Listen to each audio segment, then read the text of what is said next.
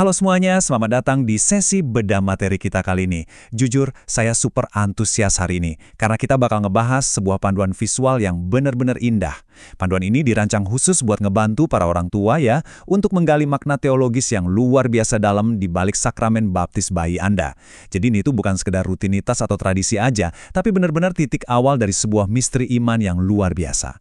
Langsung aja kita mulai ya.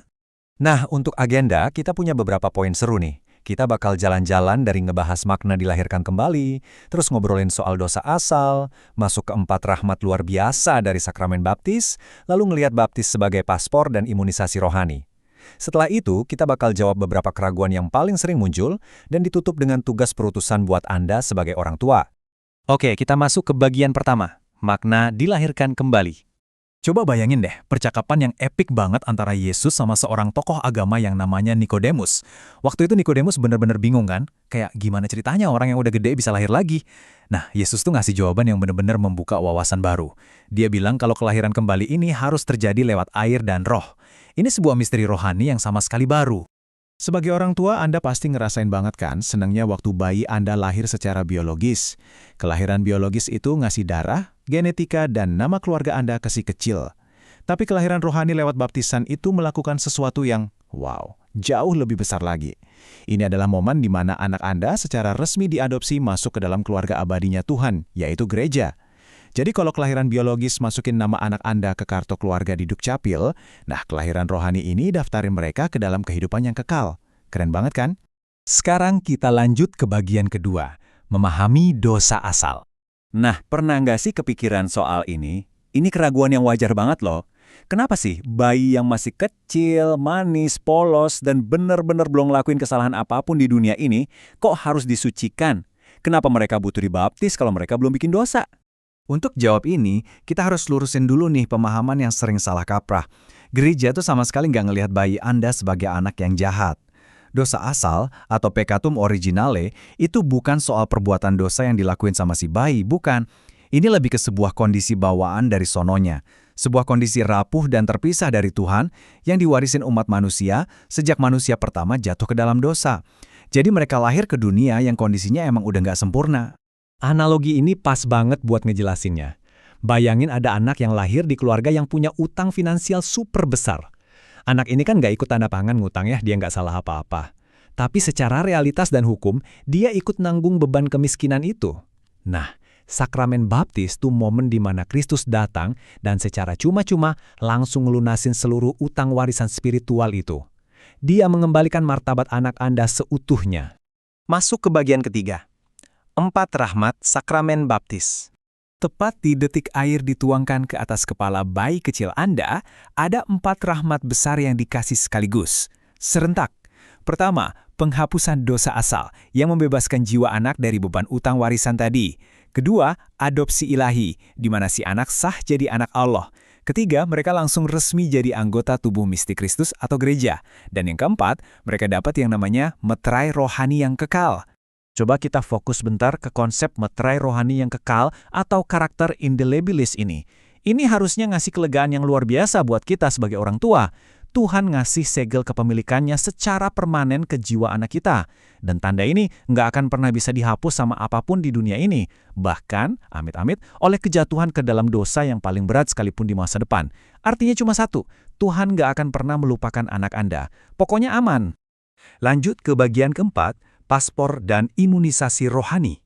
Anda pasti tahu kan, banyak orang tua yang rela ribet bikinin paspor fisik buat anak bayinya jauh-jauh hari sebelum si anak bahkan bisa pesan tiket pesawat sendiri. Kenapa coba? Supaya pas nanti butuh buat keliling dunia, hak legalnya udah siap. Sama persis kayak baptis. Baptis itu paspor rohani mereka. Anda tuh lagi ngamanin kewarganegaraan surgawi mereka sejak dini, dari awal banget kehidupan mereka. Gak cuma itu, konsepnya juga mirip banget sama vaksinasi. Pernah gak mikir, kenapa kita tega-teganya bawa bayi kita yang lagi nangis-nangis buat disuntik vaksin polio? Karena kita sayang banget sama mereka kan? Kita pengen ngelindungin mereka dari virus mematikan sebelum virus itu nyerang. Nah, baptis itu imunisasi rohani. Kita lagi ngebentengin jiwa anak kita lewat rahmat Tuhan sebelum akhirnya mereka keluar rumah dan mulai terpapar virus-virus moral yang bahaya banget di dunia ini. Oke, sekarang bagian kelima, menjawab keraguan seputar baptis. Ini ketakutan klasik yang sering banget menghantui orang tua. Gimana dong kalau anak kita nanti udah gede, udah bisa milih sendiri, dia malah ninggalin gereja atau pindah agama? Jawaban dari gereja ini benar-benar menenangkan hati, tapi sekaligus ngasih PR buat kita. Intinya, sekali Katolik, tetap Katolik. Metre baptis yang udah dikasih itu nggak bisa dibatalin. Kalau misal anak itu nantinya menjauh, posisinya persis kayak anak yang hilang di cerita Alkitab. Tanda kepemilikan Tuhan tetap ada di dia. Jadi tugas kita sebagai orang tua apa? Bukannya nyerah atau putus asa, tapi kita justru dipanggil buat doain mereka lebih keras lagi. Terus, ada juga nih pertanyaan super praktis tentang pernikahan beda agama. Kalau orang tuanya beda keyakinan, proses baptis bayinya gimana tuh? Wah, jangan khawatir, karena jawabannya gampang banget dan melegakan. Proses maupun rahmat baptisannya nggak berkurang sama sekali. Liturginya sama persis. Gereja juga nggak pernah maksa pasangan non-Katolik buat bohong atau ngelakuin hal yang bertentangan sama hati nurani mereka. Pasangan yang non-Katolik cukup ngasih izin dan nggak ngehalangin pendidikan iman Katolik buat anak mereka. Udah, sesederhana itu. Terus ada juga yang nanya gini, ini agak lucu sih, tapi valid. Kalau udah dibaptis, apa bayinya otomatis jadi anak yang suci dan selalu penurut? Nah, disinilah ada yang namanya concupiscentia. Kehendak bebas dan kelemahan manusiawi itu tetap ada loh, meskipun udah dibaptis. Jadi baptisan tuh nggak nyulap bayi Anda jadi robot suci ya. Tapi, baptisan ngasih mereka kekuatan ekstra, kekuatan rahmat yang benar-benar mereka butuhin buat terus berjuang lawan kelemahan manusiawi itu seumur hidup mereka. Terakhir, bagian ke-6, tugas perutusan orang tua. Di sini ada tugas rumah yang kecil aja, tapi maknanya indah banget. Coba dia luangin waktu 15 menit aja buat nulis surat cinta rohani buat bayi Anda. Tulisin semua harapan iman Anda, ceritain kenapa sih Anda milih nama baptis itu buat dia, dan bikin janji buat terus ngejaga imannya. Nanti, simpen surat ini baik-baik. Dokumentasiin momen penuh cinta ini, supaya nanti bisa Anda bacain langsung ke dia pas hari komuni pertamanya. Pasti bakal jadi momen yang mengharukan banget. Dan sebagai penutup sesi kita kali ini, saya mau ninggalin satu pertanyaan buat Anda renungin. Mengingat jiwa anak Anda sebentar lagi akan ditandai dengan meterai kesucian Tuhan selamanya, coba jujur sama diri sendiri.